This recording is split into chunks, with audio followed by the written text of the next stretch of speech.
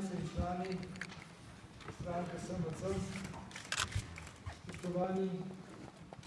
visoki gostje, predvsem Sir Graham Watson,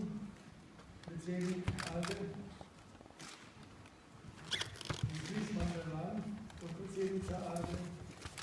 spoštovani ministri slovenske vlade, poslanke, poslanci Državnega zbora Republike Slovenije, dragi prijatelji, simpatizeri, kolegi, vsi, ki ste danes zbrani tukaj in seveda predstavniki medijev. Veliko čast in zadovoljstvo mi je, da vas lahko pozdravim na našem prvem rednem delovnem kongresu. Kot bomo kasneje skupaj ugotavljali, tudi jaz v svojem zaključnem govoru, smo v zelo kratkem času naredili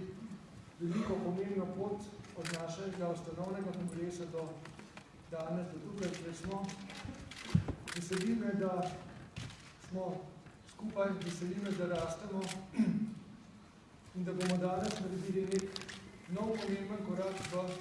razvoju naše stranke in s tem tudi v razvoju naše države, naše družbe, ki jo zdaj skupaj z ostalimi političnimi strankami, s civilno družbom, državljankami ter državljani skupno ustvarjamo in peljamo na poti ven iz krize, peljamo po poti, ki se jo seveda vsi želimo peljati skupaj po poti nekega bodočega, trajnostnega, podobnega razvoja, kjer bo ta družba prosperirala. Še enkrat lepo pozdravljeni vsi skupaj in s tem seveda tudi zdaj dajem besedo vsem tistim, ki bodo od meni vodili in so ustvarjali ta kongres.